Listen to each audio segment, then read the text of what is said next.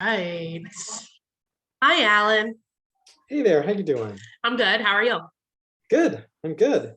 So So you we're got the market's crazy right now, but what's going on? Like what's the update?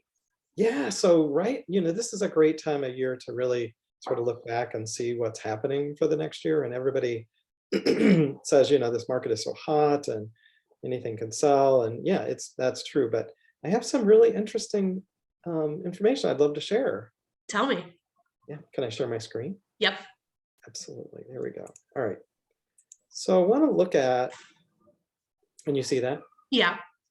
So I want to look at the overall Cincinnati market. So if you look at the overall Cincinnati market, you can see some interesting information here. One, prices have gone up, Okay. definitely, and according to the Cincinnati area Board of Realtors, it's 3.4% that the prices actually went up. And we've seen that, we've kind of felt that. And so that's really interesting. The units sold, which is interesting because what we want to look at is trends and not Yeah. just what we feel. So the trending is units sold is down 1.7%.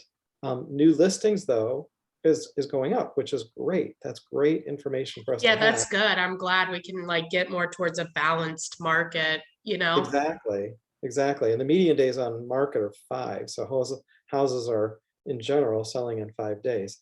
But what's interesting is what's happening in your neighborhood, because Hmm. your neighborhood might be very different than these overall stats. So let Right. me share a different screen that shows us what's happening in neighborhoods. So you seeing the Okay. neighborhood? Yep, I can see it. Okay, great. So I just picked out some neighborhoods around greater Cincinnati. Okay, so it's kind of north, south, east, west sort of thing. And what's interesting is one, the active listings. And then if you look over here, this absorption rate. So an absorption rate means how long would it take to sell and have no houses on the market? Okay, Wow. amazing, right? None of these are 1 month. That's not good.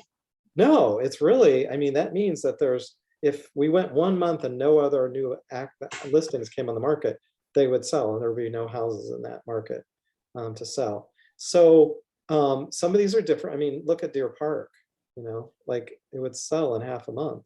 Right.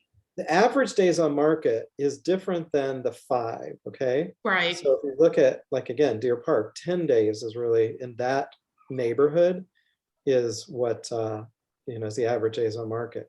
And then look at the sale percentage to list. So some of these, like Deer Park, are over listing, but some of these are under. And again, you have to kind of look at it specific to neighborhood because it feels like everything is going so far over price, but that's not the case in a majority of these markets. So Right.